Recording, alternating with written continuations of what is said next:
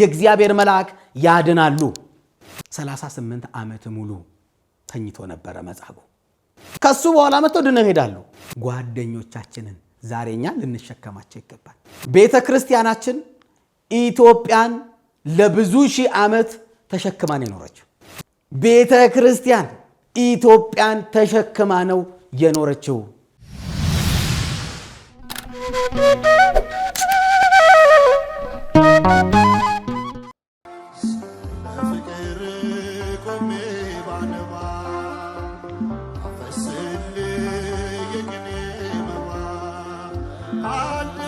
ረሃብ ክፉ ነው፣ ለሞት ይዳርጋል።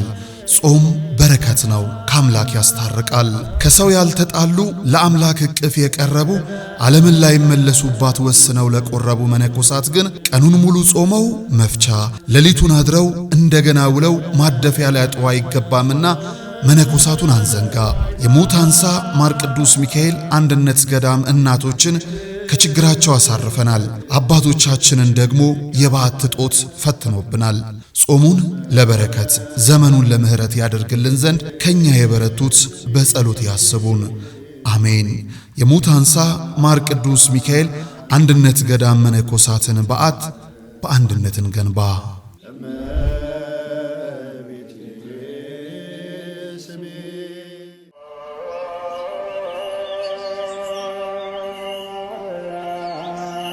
በዘላለም ሕይወት ጌታችንን ለመምሰል በሁዳዴው በፍጹም ጾም ጸሎትን እንዳንዘል በዚህ ዘመን ሐኪም ለማይደርስበት ክፉ በሽታ ዓለም ለነጠቀችን ሁሉ አሳይታ ከሰጠ የማይነሳ ስንነግረው ለማይረሳ የድንግል ማርያም ልጅ መባችን እንዳይረሳ በእናቱ ቤት ለልባችሁ ማረፊያ ቅዳሴ ጾም ጸሎት ለአካላችሁ ማቆያ የተጠናቀቀ የሱባኤ ቤት ተዘጋጅቷል። በሰሚነሽ ኪዳነ ምሕረት ሁሉም ሰላም ይሆናል። የበረታችሁ በዋሻ ዘግተን ለሱባኤ ያልሆነልን በደርሶ መልስ ለሰንበት ጉባኤ ኑ ወደ ሰሚነሽ ኪዳነ ምሕረት ገዳም አብረን እንጓዝ።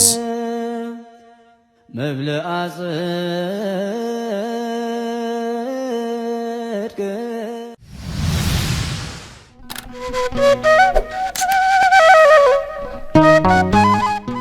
በስመ አብ ወወልድ ወመንፈስ ቅዱስ አሃዱ አምላክ አሜን።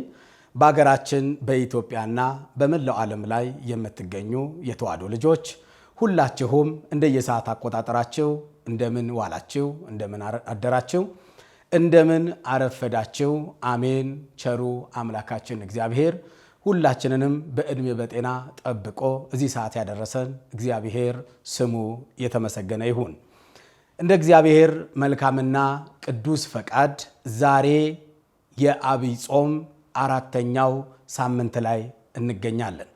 እንደምታውቁት ታላቁ የቤተ ክርስቲያናችን ሊቅ ቅዱስ ያሬድ የዐቢይ ጾምን 8ቱን ሳምንታት በየሳምንት ከፍሎ ከዘወረደ ጀምሮ እስከ ትንሣኤ ድረስ በየመሃል ምን እንዳለ ሊቁ አባታችን ቅዱስ ያሬድ አስቀምጦልናል።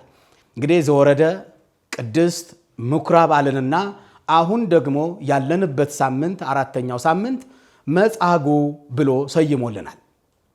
እንግዲህ መጻጉዕ ያለበት ምክንያት ምንድነው ከተባለ እንደ ሊቃውንቱ እንደ ቤተክርስቲያኒቱ አስተምህሮ ወይም ደግሞ ቤተክርስቲያናችን ይችን መጻጉዕ ሳምንትን የምታስብበት ምክንያቶች አላት። ከነዛ ምክንያት አንደኛው ምንድነው ከተባለ ይህ ሳምንት ቤተክርስቲያናችን በሽተኞችን የምታስብበት ሳምንት ነው። የታመሙትን በየሆስፒታል ያሉትን በየጸበል ያሉትን በየቤት ውስጥ ታመው የሚማቅቁትን በዚህ በመጻጉዕ ቀን በአራተኛው ሳምንት የምታስብበት አንደኛው ምክንያት ነው ማለት ነው። ሁለተኛው ደግሞ ምንድነው ከተባለ ይህ ሳምንት የመጻጉዕ ሳምንት የፈውስ ሳምንት ወይም ደግሞ የተአምራት ሳምንት ብላ ቤተክርስቲያን ትጠራዋለች። እሱም ምንድነው ከተባለ ጌታችን መድኃኒታችን ኢየሱስ ክርስቶስ ያደረገውን ፈውስ ያደረገውን ተአምር የምታስብበት ቀን ነው ማለት ነው። ስለዚህ አንደኛው በሽተኞችን ታማሚያንን የምታስብበት ነው። ሁለተኛው ደግሞ ጌታችን መድኃኒታችን ኢየሱስ ክርስቶስ ያደረገውን ፈውሱን ተአምሩን የምታስብበት ሳምንት ነው ማለት ነው። ይህ የመጻጉዕ ሳምንት አራተኛው ሳምንት ማለት ነው። እንግዲህ ይህንን ታሪክ ይህንን የመጽሐፍ ቅዱስ የትምህርት ክፍል ታሪኩን የምናገኘው ምን ላይ ነው ከተባለ በዮሐንስ ወንጌል በምዕራፍ 5 ከቁጥር 1 ጀምሮ ይህንን የመጻጉዕን ታሪክ የመጻጉዕን ሕይወት እንመለከታለን። አድማጭ ተመልካቾቻችን ይህንን ትምህርት በደንብ አድርጋችሁ እንድትሰሙት እንዲያው በእግዚአብሔር ስም ጠይቃለሁ። ምክንያቱም በጣም በውስጡ ብዙ የሚያስተምረን ብዙ ጉዳዮች አሉ። ነገሩ ሰዓት ይገድበናል እንጂ ምስጢሩ አንድምታው በጣም ብዙ ጥልቅ የሆነ ጉዳዮች አሉት በዚህ ታሪክ ውስጥ ማለት ነው። እኛ ግን ዛሬ ሰዓቱ የሚበቃንን ያህል እንማማራለን። እግዚአብሔር ሁላችንንም ያስተምረን። እንዲህ ይላል የዮሐንስ ወንጌል ምዕራፍ 5 ቁጥር 1 ጀምሮ ስታነቡት የአይሁድም ባህል ነበረ ይላል። የማን ባህል? የአይሁድ ባህል ነበረ። ጌታችን መድኃኒታችን ኢየሱስ ክርስቶስ ወደ ኢየሩሳሌም ወጣ ይላል። የአይሁድ ባህል ነበረ። ጌታ ክርስቶስ ኢየሱስ ወደ ኢየሩሳሌምም ወጣ። በኢየሩሳሌምም በበጎች በር አጠገብ በዕብራይስጥ ቤተ ሳይዳ የምትባል አንዲት መጠመቂያ ነበረች ይላል። ክርስቶስ ወደ ኢየሩሳሌም ወጣ። ወደ ኢየሩሳሌም ሲሄድ ደግሞ አንዲት መጠመቂያ ነበረች። እቺ ቃል ላይ በደንብ ትኩረት እንድትሰጡ ትፈልጋለሁ። መጠመቂያ ነበረች። አሁን እኛ በአዲስ ኪዳን የተለያየ ቦታ ጸበል አለን፣ መጠመቂያ ቦታዎች አሉ። ከየትም አምጥተነው አይደለም፣ ከመጽሐፍ ቅዱስ ላይ ያለ መልእክት ስለሆነ ነው። መጠመቂያ ነበረ። ይህ ብቻ አይደለም። በነገራችን ላይ ስለ ጸበል መጽሐፍ ቅዱስ በብዙ ቦታ ላይ ተነግሯል። ሁለተኛ ነገሥት ምዕራፍ 5ን አንብቡት። ንዕማን እንዴት በዮርዳኖስ ውሃ ውስጥ ገብቶ ተጠምቆ እንዴት ከለምጹ እንደነጻ ሁለተኛ ነገሥት ላይ ያለውን አንብቡት። አሁን ደግሞ ጌታችን መድኃኒታችን ኢየሱስ ክርስቶስ ወደዚች ወደ መጠመቂያይቱ መጣ። የዚች የመጠመቂያይቷ ስም ቤተ ሳይዳ ትባላለች ይላል። ቤተ ሳይዳ ማለት የምሕረት ቦታ፣ የይቅርታ ቦታ ማለት ነው። ቤተ ሳይዳ ማለት እንግዲህ በዚህ በመጠመቂያ ስፍራ ውስጥ ብዙ በሽተኞች ተኝተው ነበረ። ማየት የማይችሉ ብዙ ለምጻሞች፣ አንካሶች፣ ሰውነታቸው የሰለለ ብቻ የተለያየ በሽታ ያለባቸው ሰዎች በዛ መጠመቂያይቱ ዙሪያ ስፍራ ተኝተው ነበረ ይላል። ልክ አሁን እኛ በጸበል ቦታ ላይ ብዙ የታመሙ ሰዎች እንዳሉ፣ በአጋንንት ስራት የታሰሩ፣ እንደዚሁም በጨጓራ በሽታ፣ በኩላሊት በሽታ፣ በለምጽ በሽታ፣ በተለያየ ህመም ውስጥ ዛሬም በጸበሉ ስፍራ ዙሪያ ቤት ሰርተው ድንኳን ደኩነው መዳናቸውን የሚጠባበቁ ብዙ ሰዎች አሉ። ይሄ ከመጽሐፍ ቅዱስ የመጣ ነው፣ ከየትም የመጣ አይደለም። ታዲያ ጌታችን መድኃኒታችን ኢየሱስ ክርስቶስ ወደዚች ወደ ቤተ ሳይዳ ወደ ታመሙ ሰዎች፣ ወደ በሽተኞች ሰዎች ወደ ጸበሊቱ ስፍራ ሄደ ይለናል። በእውነት አሁንም ብዙ የታመሙ እናት አባቶቻችን፣ እህት ወንድሞቻችን፣ ሕፃናቱ በየጸበል ስፍራ ውስጥ፣ በየሆስፒታል ውስጥ፣ በየቤት ውስጥ የሚማቅቁ ብዙ ወገኖቻችን አሉና ክርስቶስ ኢየሱስ ወደ በሽተኞች እንደሄደ በእውነት ወደ እነዚህ ወደ ተኙት ሰዎችም ወገኖቻችን መድኃኒታችን ኢየሱስ ክርስቶስ ይሂድላቸው። ምክንያቱም እሱ ሲሄድ ፈውስ አለ፣ እሱ ሲያገኛቸው መዳን አለ። አሁን ልብ በሉ፣ ብዙ ሰዎች ተኝተው ነበር በዛች በመጠመቂያይቱ ስፍራ። ክርስቶስ ኢየሱስ ወደ መጠመቂያይቱ ስፍራ መጣ። በሳምንት አንዳንድ ጊዜ የእግዚአብሔር መልአክ ያቺን ውሃ እየመጣ ይባርካት ነበረ፣ ይመታው ነበረ። ነገር ግን በቅድሚያ መጀመሪያ የገባ ሰው ከየትኛውም በሽታ ይፈወስ ነበረ። የማን መልአክ? የእግዚአብሔር መልአክ። ልብ በሉ፣ ይህ የዮሐንስ ወንጌል ምዕራፍ 5 ብዙ ነገር ነው ያዘው። ስለ ጸበል ይዟል፣ ስለ ቅዱሳን መላእክት ይዟል። ጌታችን መድኃኒታችን ኢየሱስ ክርስቶስ የሚያደርገውን ፈውስ በሚደንቅ ሁኔታ ይህ ክፍል መዝግቦት እናያለን። አሁን ደግሞ የእግዚአብሔር መልአክን አነሳ። እውነት ነው፣ የእግዚአብሔር መልአክ የሰው ልጆችን ይራዳሉ፣ ያገለግላሉ፣ ያማልዳሉ። መዝሙር 33 ላይ እንዲህ ተብሎ ነው የተጻፈው፣ ይታየን መልአክ እግዚአብሔር አውዶሙ የእግዚአብሔር መልአክ በሚፈሯቸው ሰዎች ዙሪያ ይሰፍራሉ ያድናቸውማል ይላል። የእግዚአብሔር መልአክ ያድናሉ። መጽሐፈ ኢያሱ ምዕራፍ 33 ላይ አንብቡት። እንዴት የእግዚአብሔር መልአክ የሰውን ልጅ እንደሚራዱ እንደሚያገለግሉ። ትንቢተ ዘካርያስ ምዕራፍ 1 ቁጥር 19ን አንብቡት። እንዴት ስለ ሰው ልጆች ሲጸልዩ ሲያማልዱ መጽሐፍ ቅዱስ ላይ ተጽፎ እናገኛለን። ብዙ ነገር አለ በመጽሐፍ ቅዱስ ላይ። አሁንም ደግሞ አንዳንዴ እየመጣ የእግዚአብሔር መልአክ ውሃውን ሲመታው ሲባርከው በቅድሚያ የገባ ሰው ይፈወስ ነበር፣ ይድን ነበረ። እንግዲህ በዚህ ሁኔታ ውስጥ ነው ጌታችን መድኃኒታችን ኢየሱስ ክርስቶስ የመጣው። ክርስቶስ ኢየሱስ ሲመጣ ብዙ የታመሙ ሰዎች አሉ፣ በብዙ መከራ ውስጥ ያሉ ሰዎች አሉ። ነገር ግን ከብዙዎቹ መድኃኒታችን ኢየሱስ ክርስቶስ ወደ አንድ ሰው መጣ።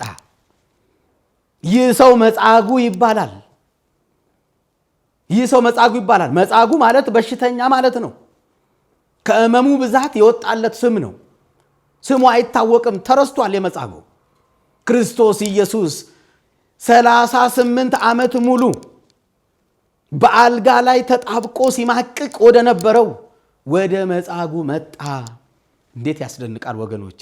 38 ዓመት 38 ቀን አላልኳችሁም፣ 38 ወር አላልኳችሁም፣ 38 ዓመት። እንዴት ያለ ነገር ነው! አልጋ ላይ ተጣብቆ ቀና ማለት አይችል፣ መራመድ አይችል። 38 ዓመት የፈጀበት ወደ ውሃው መግባት ስላልቻለ ነው፣ ሽባ ስለነበረ ነው። በመጻጉዕና በውሃው መካከል ያለው ልዩነት በጣም ቅርብ ነው። ብዙ ሰዎች ተፈውሰው ድነው ሲሄዱ ያያል መጻጉዕ በዓይኑ። እሱ ግን 38 ዓመት ሙሉ ይማቀቅ ነበር። የሚገርም ነው። እኛ 1 ዓመት 5 ወር 1 ወር እንኳን ታመን ስንተኛ ምን እንደምንሆን ታውቃላችሁ። 38 ዓመት። ይሄ ማለት ምን ማለት መሰላችሁ? በሌላ ቋንቋ ጌታችን መድኃኒታችን ኢየሱስ ክርስቶስ ከመወለዱ ከ5 ዓመት በፊት ነው በዚች በቤተ ሳይዳ ሄዶ መጻጉዕ የተኛው ማለት ነው። ጌታ ከመወለዱ 5 ዓመት ወይም ደግሞ እናታችን ቅድስት ድንግል ማርያም የስንት ዓመት ልጅ እያለች? የ10 ዓመት ልጅ እያለች ነው መጻጉዕ ሄዶ ጸበል ቦታ የተኛ ማለት ነው። የሚደንቅ ነው። ክርስቶስ ኢየሱስ መጻጉዕን መጥቶ ሲያገኘው ተመልከቱ፣ የ31 ዓመት ወጣት ነበር ክርስቶስ ኢየሱስ። ክርስቶስ ኢየሱስ ተጸንሶ ተወልዶ አድጎ መጻጉዕ ላይ ደረሰበት፣ አገኘው። የሚደንቅ ነው። አስባችሁታል? የሁሉ ዓመት መተኛት ማለት ከአይምሮ በላይ ነው። 38 ዓመት ሙሉ ተኝቶ ነበረ መጻጉዕ።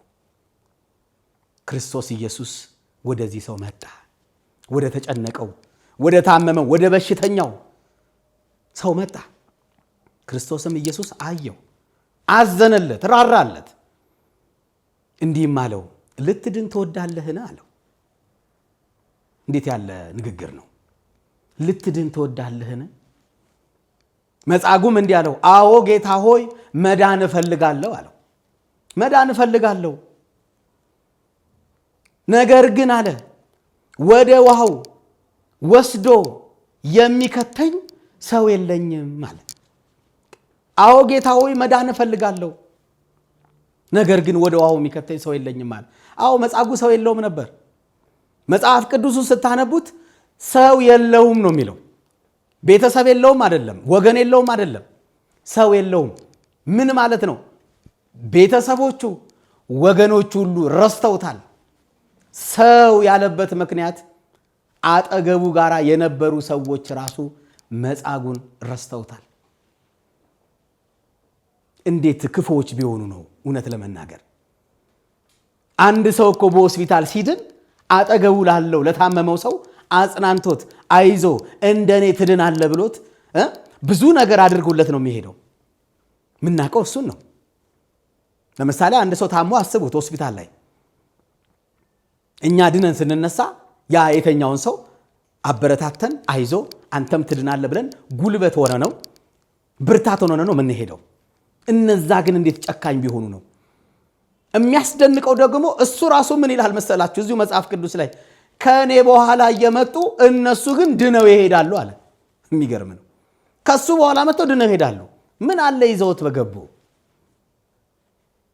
ሰው የለኝም አለ። ዛሬም ሰው የለኝም እያሉ ብዙ የሚጮሁ ሰዎች አሉ ወገኖቻችን። የ100 ብር መድኃኒት አጥተው ብዙ የሞቱ ሰዎች አሉ። ሆስፒታል መታከም አቅሙ አጥተው ብዙ የሞቱ ወገኖቻችን አሉ። ወገኖች ሰው የለኝም እንደመባል የሚያሳምም ነገር የለም። ስለዚህ ዛሬም ቤተክርስቲያናችን በሽተኞችን የምታስብበት ምክንያት ምስጢር ሰው የለኝም ለሚሉ ሰዎች እኛ ሰው ሆነን እንድንደርስላቸው ነው። ቤተክርስቲያናችን ይህንን ቀን በልዩ ሁኔታ የምታከብረው ማለት ነው። በልዩ ሁኔታ የምታስበው ለዛ ነው። መድኃኒታችን ኢየሱስ ክርስቶስ ልትድን ትወዳለህን አለው። አዎ ጌታዊ መዳን እፈልጋለሁ፣ ሰው የለኝም። ሊቃውንተ ቤተክርስቲያን ወይም በትርጓሜ መጽሐፍ ላይ ሰው የለኝም ያለበት ምክንያት ምንድነው ቢሉ መድኃኒታችን ኢየሱስ ክርስቶስን ሲያየው ወጣት ነው፣ ገና ጎልማሳ ነው። ስለዚህ እንዲያው ውሃው በተናወጸ ጊዜ አንጠልጥሎ ወስዶ ውሃ ውስጥ ይጨምረኛል፣ ጸበል ውስጥ ይጨምረኛል ብሎ አስቦ ሰው የለኝም አለው። አንደኛው። ሁለተኛው ደግሞ ጌታችን መድኃኒታችን ኢየሱስ ክርስቶስን የ5 ገበያ ሕዝብ ይከተለው ስለነበረ ከነዛ ሰው ሁሉ 1-2 ሰውን እንዲያው አዞልኝ ወደ ውሃው ቢጨምሩኝ ሰው የለኝም አለው ማለት ነው። በእነዚህ ምክንያት ሰው የለኝም አለው። ጌታችን መድኃኒታችን ኢየሱስ ክርስቶስ ግን ከአንደበቱ አንድ ቃል ወጣ። እሱም ምን አለው? አልጋህን ተሸክመ ሂድ ድነሃል አለው። ስሙ የተመሰገነ ይሁን። አልጋህን ተሸክመ ሂድ። የሚደንቅ ነገር ነው። 38 ዓመት ሙሉ የተኛ ሰው በአንድ ጊዜ እፍፍ ብሎ ብድግ አለ። አልጋውን ተሸክሞ መጻጉዕ ሄደ። ወገኖቼ እኛ ለ5 ወር ለ3 ወር ወይ ለ1 ዓመት ተኝተን ስንነሳ መቆም ራሱ አንችልም። እስክናገግም ድረስ ጊዜ ይፈልጋል። ወደ ቤታችንም ስንሄድ እኮ ሰዎች ደገፍ አድርገው ነው የሚሄዱት። መቋቋም አንችልማ። ምንም በሽታው ቢለቀንም ሰውነታችንን ስላደቀቀው የተኛነበት ወገባችን እግሮቻችን ስለሚዝሉ እግሮቻችን፣ ወገቦቻችን፣ ሰውነታችን እስኪፍታታ ድረስ ጊዜ ይፈልጋል። የክርስቶስ ኢየሱስ ማዳን ፍጹም መሆኑን የምታውቁት አልጋህን ተሸክመ ሂድ ሲለው መጻጉዕ አልጋውን አፈፍ አድርጎ ተሸክሞት ሄደ። ይሄ የሚደንቅ ተአምር ነው ወገኖች፣ የሚደንቅ ተአምር ነው። እንዴት ነው የታመመ ሰው ከሆስፒታል ሲወጣ ለሆስፒታል የሚያስፈልጉትን ዕቃዎችን ተሸክሞ ይሄዳል? እንዴ አይደለም እኮ። የሚያስታምመው ሰው ነው ዕቃውን ራሱ የሚይዝለት። መጻጉዕ ግን ራሱ አልጋውን ተሸክሞ ሄደ። እዚህ ጋር ሊቃውንት አባቶቻችን አንድ የሚናገሩት ነገር አለ። መጻጉዕ አልጋውን ተሸክሞ ሄደ። ቤተሰብ የሌለው መጻጉዕ፣ ዘመድ አዝማድ የሌለው መጻጉዕ፣ ሰው የሌለው መጻጉዕ ዘመድ የሆነውን ቤተሰብ የሆነውን ለ38 ዓመት የተሸከመውን አልጋ አሁን ደግሞ በተራው መጻጉዕ አልጋውን ተሸክሞ ምን አለ? ሄደ። አልጋውን ተሸክሞ ሄደ። ወገኖቼ አባቶች ሊቃውንት ምን ይላሉ? የተሸከሟችሁን ሰዎችን እናንተ በተሳካላችሁ ጊዜ፣ ሕይወታችሁ ጥሩ በሆነ ጊዜ፣ ጤነኛ በሆናችሁ ጊዜ እናንተም ልትሸከሟቸው ይገባል ይላሉ። መጻጉዕ አልጋውን ባለውለታውን እንደተሸከመ እኛም የተሸከሙንን ሰዎች ልንሸከማቸው ይገባል። ቤተሰቦቻችን ለብዙ ዓመት እኛን ተሸክመዋል።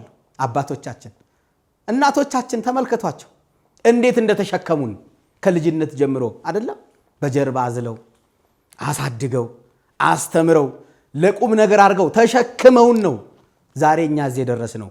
ዛሬ ደግሞ እኛ በተራችን እነሱን ምን ልንል ይገባል? ልንሸከማቸው ይገባል። ልንሸከማቸው ይገባል። ቤተሰቦቻችንን፣ ጓደኞቻችንን፣ በቸገረን ጊዜ የደረሱልንን፣ በታመምን ጊዜ መጥተው ያስታመሙንን፣ ዛሬ እኛ ጤነኛ ስንሆን ሲሳካልን ጓደኞቻችንን ዛሬ እኛ ልንሸከማቸው ይገባል።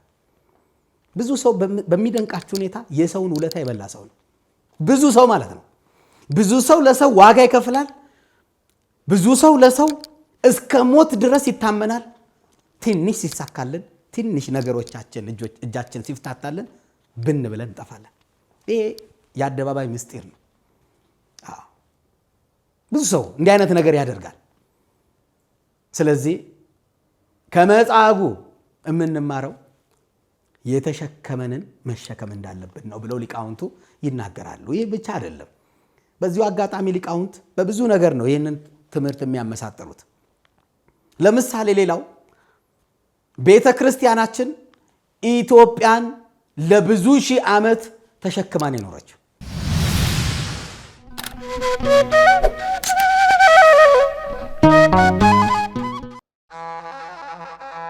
ወደ ቅድስት ሀገር ኢየሩሳሌም ልዩ መንፈሳዊ ጉዞ ከዮድ አቢሲኒያ አስጎብኝና የጉዞ ወኪል ጋር ሁሌም በምንሰጠው አገልግሎት ከበሬታና መኔታ የተቸረው ድርጅታችን ዮድ አቢሲኒያ ዛሬም እንደ ትላንቱ ደረጃውን በጠበቀ መስተንግዶ፣ ጥንቃቄና ኃላፊነት ባለው አሰራር የምዕመናንን ደህንነት ጠብቀን ሁሉንም ቅዱሳን ስፍራዎች ለእኩለ ጾምና ለፋሲካ ለማስጎብኘት ወደ ቅድስት ሀገር ኢየሩሳሌም ጉዞ ምዝገባ ጀምረናል። እርሶም የታደሰ ፓስፖርቶን በመያዝ ቦሌ ብራስ ሆስፒታል አጠገብ ዮድ አቢሲኒያ የባህል ምግብ አዳራሽ ቅጥር ግቢ ውስጥ ወይም 4 ኪሎ ቅድስት ሥላሴ መንፈሳዊ ኮሌጅ አንደኛ ፎቅ ላይ ከሚገኘው ቢሮአችን ፈጥነው ይመዝገቡ።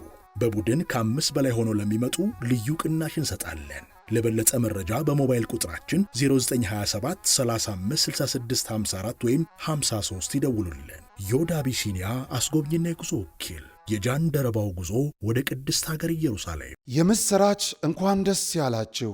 የታምረኛው ደብረ መንክራት አሸዋ ማዶ በርሜል ቅዱስ ጊዮርጊስ ቤተ ክርስቲያን መንፈሳዊ የጉዞ ማኅበር ወደ ታምረኛው ደብረ መንክራት አሸዋ ማዶ በርሜል ቅዱስ ጊዮርጊስ ጉዞ ማዘጋጀታችንን ስናበስራችሁ በታላቅ ደስታ ነው። መነሻ መጋቢት 4፣ መመለሻ መጋቢት 14። የጉዞ ቆይታ 10 ቀናት ሲሆን ለ7 ቀናት እንጠመቃለን። በተጨማሪም ወደ ምርት ደለጎ ገባሪተ ኃይል ቅድስት ኪዳነ ምሕረት እንዲሁም በገዳመ ውንያት አቡነ ሐራ ድንግል አንድነት ገዳም ጠበል እንጠመቃለን። የጣና ገዳማትን በከፊል እንሳለማለን። ለመመዝገብ በስልክ ቁጥራችን 0973 54 55 56 ወይም በ0982 54 55 56 ይደውሉ። በቴሌግራም፣ በኢሞ፣ በዋትሳፕ ቢደውሉ ያገኙናል። በአካል በቢሮ ተገኝተው ትኬት ለመቁረጥ ቢፈልጉ አድራሻችን መገናኛ ወደ ሾላ በሚወስደው ኪነሬት ታወር 5ኛ ፎቅ ቢሮ ቁጥር 501 ላይ ቢመጡ ያገኙናል። አዘጋጅ የተአምረኛው ደብረ መንክራት አሸዋ ማዶ በርሜል ቅዱስ ጊዮርጊስ ቤተ ክርስቲያን መንፈሳዊ የጉዞ ማኅበር። በፍጹም አይቀርም።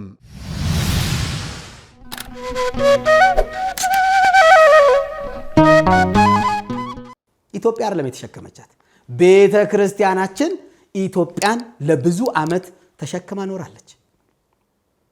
አዎ፣ ፊደል ቀርጻ፣ ብራና ዳምጣ፣ የዘመን መቁጠሪያ ሰጥታ፣ ትምህርት በሌለበት ዘመን የትምህርት ሚኒስቴር ሆና፣ ጤና በሌለበት ዘመን የጤና ሚኒስትር ሆና መድኃኒት እየፈበረከች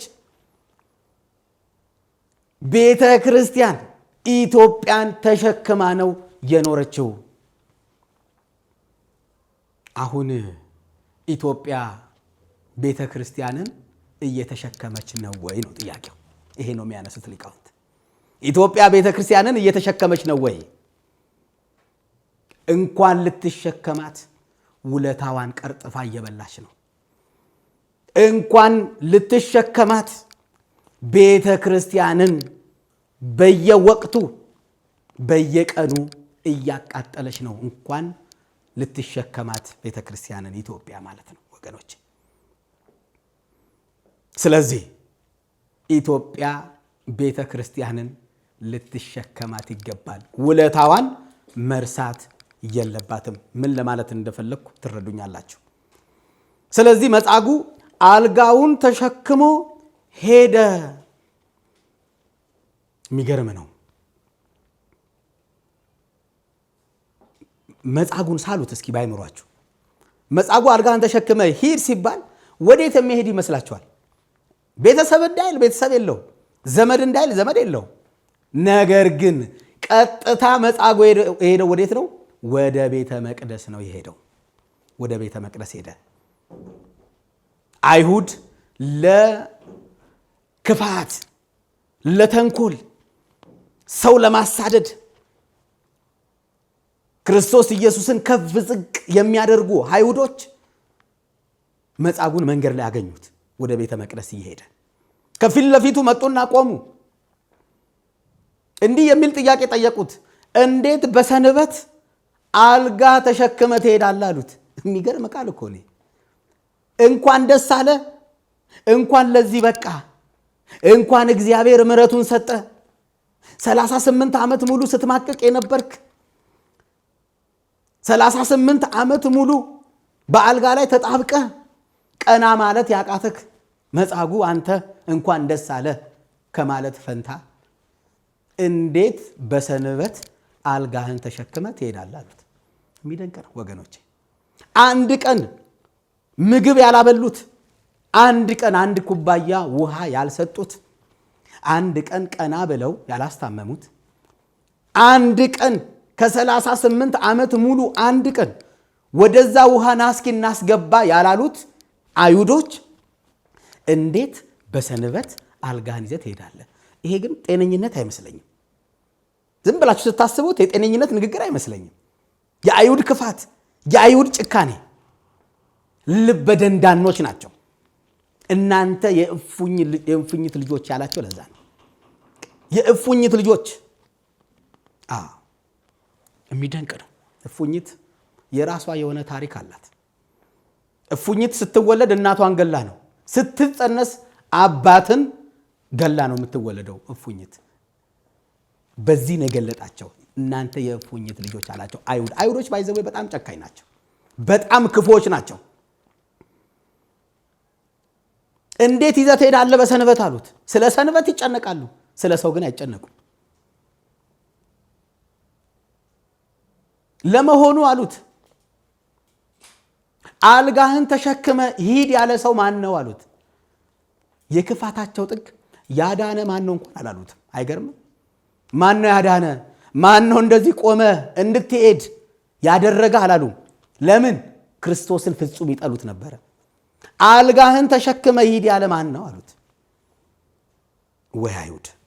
እንዴት እኮ ያለ ክፋታቸው እኮ ወገኖቼ።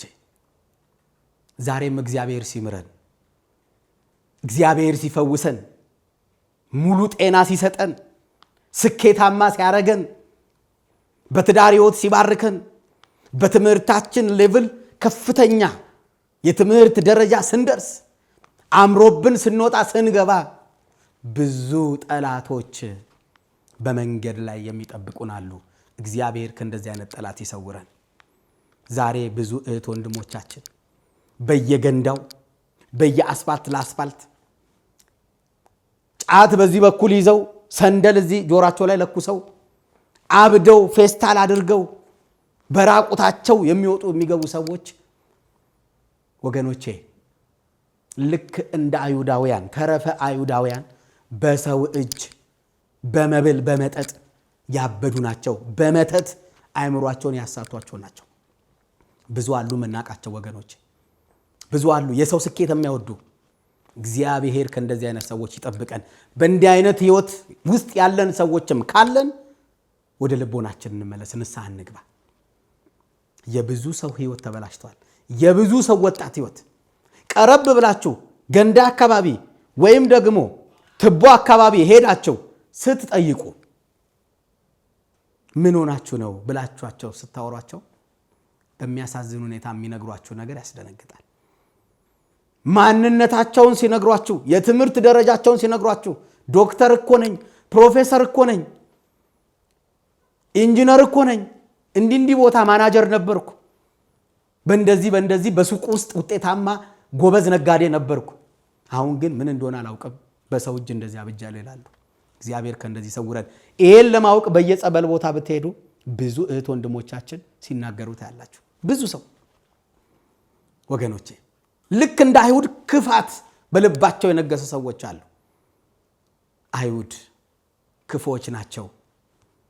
አልጋን ተሸክመ ሂድ ያለ ማን ነው ብለው ጠየቁት። እሱም ምን አለ? ያዳነኝን አላውቀውም አለ። ያ ሰው ማን እንደሆነ አላውቀውም አለ። ምክንያቱም በጣም ብዙ ህዝብ ስለነበረ፣ ግርግር ስለነበረ ያዳነኝን አላውቅም አለ። ያዳነኝን አላውቅም አለ። ይሄ ከባድ ቃል ነው። ከባድ ቃል ነው። ምክንያቱም መጻጉዕን ከ38 ዓመት የበሽታ የመከራ የጭንቀት ጊዜ ውስጥ ነው ክርስቶስ ኢየሱስ ያዳነው። እውነት ነው። ክርስቶስ ኢየሱስ ያላዳነው ያልፈወሰው የለም። ታስታውሳታላችሁ። ያቺ 12 ዓመት ሙሉ ደም ሲፈሳት የነበረችዋ ሴት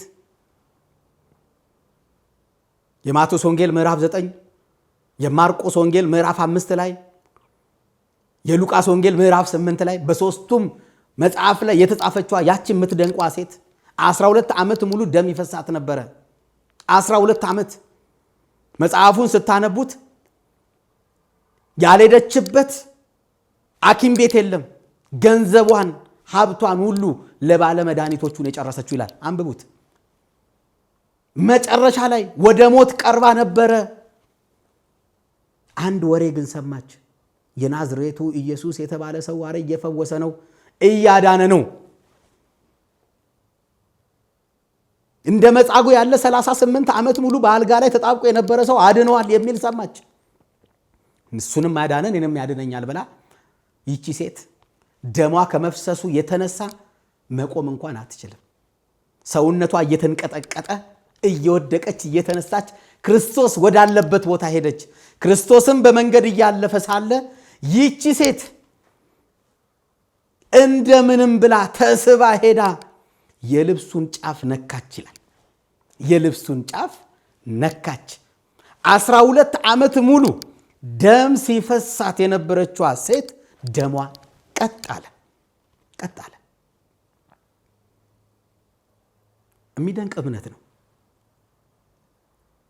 ክርስቶስ ያድነኛል እኮ አይደለም ያለችው፣ ልብሱን ብነካ ያድነኛል። ያስደንቃል የእምነቷ። አንቺ ሴት አላት ክርስቶስ ኢየሱስ ዞር ብሎ አይቷት፣ እምነትሽ አድኖሻል አላት። አያችሁ፣ እምነትሽ አድኖሻል። እውነት ነው። እምነቷ አዳናት፣ ፈወሳት። ግን ክርስቶስ ኢየሱስ እንዲህ አለ፣ ከሰውነቴ ኃይል ወጥቷል ብሎ ተናገረ። በዛ ሰዓት እነ ጴጥሮስ ምን አሉት? እንዴ ጌታ ሆይ ግርግር እኮ ነው እዚህ ያለው፣ ሁሉም ሰው ነው የሚገፋ፣ ሁሉም ሰው ነው የሚነካ። እንዴ የማይነካ እኮ የለም፣ እንዴት ከልብሴ ኃይል ወጣ ትላለህ? እሱና ክርስቶስና ያቺ ሴት አያቸው ተናባዋሉ፣ ተዋውቀዋሉ። ክርስቶስን የሚነኩ ሰዎች ምናልባት በሽተኞች ይሆናሉ እኮ። ምናልባት ወር ቁርጠት አለባቸው፣ ወይ ራስ ምታት አለባቸው፣ ወይ የጎን ውጋት አለባቸው። ብዙ በሽታ እኮ ይኖርባቸዋል። ክርስቶስን ይነኩታል፣ ግን እየተፈወሱ አይደለም። ለምን? የሚያምኑ ናቸው የሚፈወሱት። አያቸው፣ የሚያምኑ ናቸው የሚፈወሱት። ግርግር ስላለ ድህነት የለም፣ ፈውስ የለም። ይሄን ማወቅ አለብን። በእምነት ሄደን ነው። ለዚህ ነው ሰው በጸበል በእምነት ሄዶ እግዚአብሔር ይፈውሰኛል ብሎ አፈሩን አንስቶ ሲደባበስ ጸበሉን አንስቶ ሲጠጣ የሚፈወሰው። ለዛ ነው በእምነት። እምነት ያስፈልጋል። አንቺ ሴት እምነትሽ አድኖሻል አላት። ስለዚህ ብዙ ሕዝብ ነበር፣ ግርግር ነበር። አንዳንዴ በመቅደስ ሆኖ የማይድን ሰው ብዙ አለ። በነገራችን ላይ መቅደስ ውስጥ ሆኖ የማይድን አለ። አንዳንድ ሰው ደግሞ መጥቶ የመቅደሱን በር በእጁ አሻሽቶት ፊቱን፣ አይኑን፣ ሰውነቱን ጌታ ሆይ እግዚአብሔር ሆይ ከመሜ ፈውሰኝ ብሎ የሚፈወሳል። መቅደስ ውስጥ ያለው አይፈወስም። ከመቅደስ ውጭ ያለ ግን በሩን ዳስቶ የሚፈወሳል። ይሄ የሚደንቅ እኮ የእግዚአብሔር አሰራር ነው። ወገኖች። ስለዚህ እምነት ያስፈልገናል። በእምነት ነው መመላለስ ያለብን ማለት ነው። ስለዚህ አይሁዶች ጠየቁት። ብዙ ሕዝብ ስለነበረ እንዳልኳችሁ ነው። ይቺ 12 ዓመት ደም ይፈሳት የነበረችዋ ሴት ብዙ ሕዝብ ነበረ፣ ግን ከነዛ ውስጥ እሷ ተፈወሰች። መጻጉዕም ከብዙ ሰዎች ውስጥ ተፈውሶ ድኖ ወጣ። የሚያስደንቀው ይሄን አላቸው። ያዳነኝን አላውቅም አላቸው። አይሁድም ክርስቶስ እንደሆነ አውቀው ሊገሉት አብዝተው ይፈልጉታል ይላል። መጽሐፍ ቅዱሱን አንብቡት። ነገር ግን ጌታችን መድኃኒታችን ኢየሱስ ክርስቶስ መጻጉዕን በመቅደስ አገኘው ይላል። በየት አገኘው? በመቅደስ አገኘው። ኦርቶዶክሳውያን ፈውስ ካገኘን በኋላ እግዚአብሔር ድህነት ከሰጠን በኋላ በስራችን፣ በትዳራችን፣ በህይወታችን ከባረከን በኋላ በመቅደሱ እንገኝ። ብዙ ሰው እግዚአብሔር ሲባርከው የለም ትቶ የት ነው የምናገኘው? በዓለም ውስጥ ነው የምናገኘው። ወገኖቼ ለመቀበርና ጉዳይ ሲኖረን ብቻ ወደ መቅደስ አንምጣ። መምጣት ካለብን እግዚአብሔር እንደማረልን እንደሰጠን ፈውስ መጠን ዕለት ዕለት ቤተ መቅደስ ልንመላለስ ይገባል። በመቅደስ አገኘው ይላል። እንዲህም አለው፣ አሁን ድነሃል። ከዚህ በኋላ ኃጢአትን አትስራ። ከዚህ በኋላ መዳን ከባድ ነው። አሁን ድነሃል። ከዚህ በኋላ የባሰ እንዳይገጥምህ፣ ከባድ ነገር እንዳይገጥምህ ኃጢአትን አትስራ ብሎት መድኃኒታችን ኢየሱስ ክርስቶስ ሄደ ይላል። አሁን ያ የታመመውን መጻጉዕን አስቡት። 38 ዓመት መከራ ዋጋ የከፈለውን መጻጉዕን አስቡት። ድህነት የናፈቀውን መጻጉዕን አስቡት። ክርስቶስ ኢየሱስ አነሳው፣ አልጋን ተሸክመ ሂድ አለው፣ ፈወሰው፣ ቆሞ መሄድ ጀመረ፣ መንቀሳቀስ ጀመረ። ክርስቶስ አንድ የሚያውቀው ነገር ነበር። ልትድን ትወዳለህን ያለበት ምክንያት መጻጉዕ በመጨረሻው ክርስቶስን እንደሚክድ ያውቅ ነበረ። መጻጉዕ በስተመጨረሻ ክርስቶስ ኢየሱስን ምን አድርጎታል? ክዶታል። ምራቁን ተፍቶበታል። በጥፊ መቶታል። የእግዚአብሔርን ውለታ እንዳንረሳ ኦርቶዶክሳውያን አባቶቻችን ሊቃውን ሲናገሩ ምን ይላሉ? ከበደል ሁሉ በደል ወይም ከኃጢአት ሁሉ ኃጢአት የእግዚአብሔር ውለታን መርሳት ነው ይላሉ። ውለታውን እንዳንረሳ፣ ውለታ እንዳንረሳ። መጻጉዕ ውለታውን ረሳ። የመጻጉዕን ታሪክ ይሄንን አሁን ከፊታችን ግብረ ሕማማቱ ላይ ሕማማቱ እንደገባ ብዙ ታሪኮች አሉት። ያኔ ትማሩታላችሁ። እንዴት መጻጉዕ እንደሚያሳዝን ፈውስ አግኝቶ ድህነት አግኝቶ ክርስቶስ ኢየሱስን በጥፊ መታው፣ ምራቅ ተፋበት። አድነኝ ሳልለው ነው ያዳነኝ አለ። እሱ ግን አስፈቅዶት ልትድን ትወዳለህን ብሎት ነው የጠየቀው ወገኖቼ።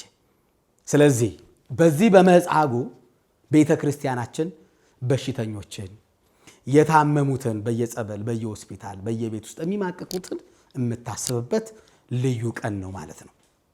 ልዩ ቀን ነው እንጂ አሁን ቤተ ክርስቲያናችን የፈውስ ቀን ብላ በሌላ ቤተ እምነት እንዳሉ ሰዎች የፈውስ ቀን ሐሙስ፣ ማክሰኞ፣ ቅዳሜ ከ10 ሰዓት እስከ 12 ሰዓት እንደሚባለው አይደለም ወገኖች።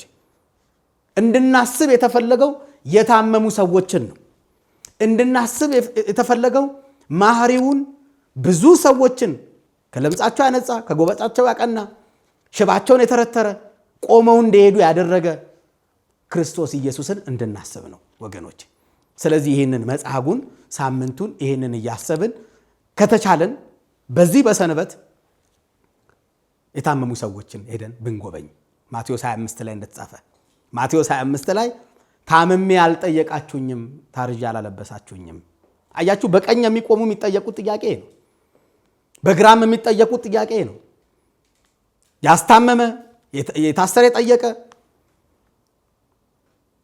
የተራበ ያበላ፣ የተጠማ ያጠጣ ሰዎች በቀኙ ነው የምንቆመው። አይ ያላበላ ያላጠጣ፣ የታመመ ያልጠየቀ፣ ያ ደግሞ በግራ ነው የሚቆመው። ስለዚህ በሰንበት የታመሙትን እየጠየቅን የተቸገሩትን እየጠየቅን ልንሄድ ይገባልና ይህ ሳምንት መጻጉዕ በመባል ነው የሚታወቀው።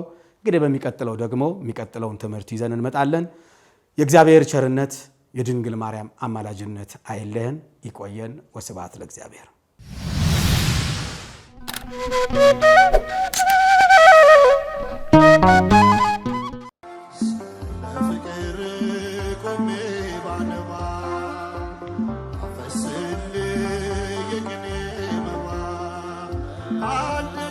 ረሃብ ክፉ ነው፣ ለሞት ይዳርጋል።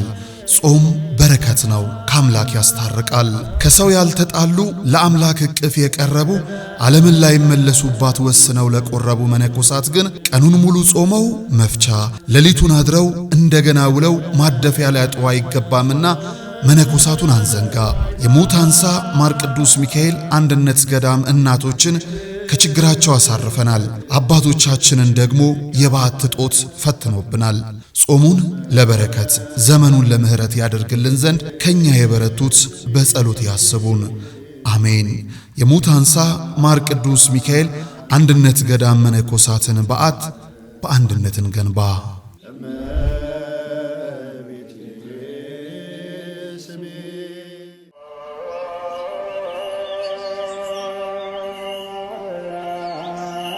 በዘላለም ሕይወት ጌታችንን ለመምሰል በሁዳዴው በፍጹም ጾም ጸሎትን እንዳንዘል። በዚህ ዘመን ሐኪም ለማይደርስበት ክፉ በሽታ ዓለም ለነጠቀችን ሁሉ አሳይታ ከሰጠ የማይነሳ ስንነግረው ለማይረሳ የድንግል ማርያም ልጅ መባችን እንዳይረሳ በእናቱ ቤት ለልባችሁ ማረፊያ ቅዳሴ ጾም ጸሎት ለአካላችሁ ማቆያ የተጠናቀቀ የሱባኤ ቤት ተዘጋጅቷል። በሰሚነሽ ኪዳነ ምሕረት ሁሉም ሰላም ይሆናል። የበረታችሁ በዋሻ ዘግተን ለሱባኤ ያልሆነልን በደርሶ መልስ ለሰንበት ጉባኤ ኑ ወደ ሰሚነሽ ኪዳነ ምሕረት ገዳም አብረን እንጓዝ። መብልዐ ጽድቅ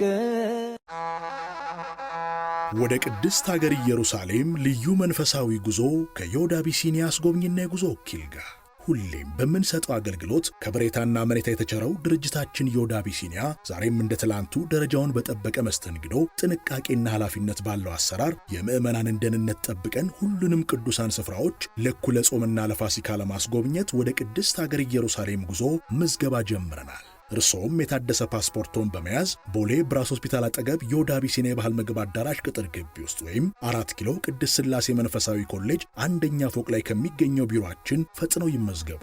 በቡድን ከ5 በላይ ሆነው ለሚመጡ ልዩ ቅናሽ እንሰጣለን። ለበለጠ መረጃ በሞባይል ቁጥራችን 0927 35 66 54 ወይም 53 ይደውሉልን። ዮድ አቢሲኒያ አስጎብኝና የጉዞ ወኪል። የጃንደረባው ጉዞ ወደ ቅድስት ሀገር ኢየሩሳሌም። የምስራች እንኳን ደስ ያላችሁ። የታምረኛው ደብረ መንክራት አሸዋ ማዶ በርሜል ቅዱስ ጊዮርጊስ ቤተክርስቲያን መንፈሳዊ የጉዞ ማህበር ወደ ታምረኛው ደብረ መንክራት አሸዋ ማዶ በርሜል ቅዱስ ጊዮርጊስ ጉዞ ማዘጋጀታችንን ስናበስራችሁ በታላቅ ደስታ ነው። መነሻ መጋቢት 4 መመለሻ መጋቢት 14። የጉዞ ቆይታ 10 ቀናት ሲሆን ለ7 ቀናት እንጠመቃለን። በተጨማሪም ወደ ምርት ደለጎ ገባሪተ ኃይል ቅድስት ኪዳነ ምሕረት እንዲሁም በገዳመ ውንያት አቡነ ሐራ ድንግል አንድነት ገዳም ጠበል እንጠመቃለን። የጣና ገዳማትን በከፊል እንሳለማለን። ለመመዝገብ በስልክ ቁጥራችን 0973 54 55 56 ወይም በ0982 54 55 56 ይደውሉ። በቴሌግራም በኢሞ በዋትሳፕ ቢደውሉ ያገኙናል። በአካል በቢሮ ተገኝተው ትኬት ለመቁረጥ ቢፈልጉ አድራሻችን መገናኛ ወደ ሾላ በሚወስደው ኪነሬት ታወር 5ኛ ፎቅ ቢሮ ቁጥር 501 ላይ ቢመጡ ያገኙናል። አዘጋጅ የተአምረኛው ደብረ መንክራት አሸዋ ማዶ በርሜል ቅዱስ ጊዮርጊስ ቤተክርስቲያን መንፈሳዊ የጉዞ ማህበር። በፍጹም አይቀርም።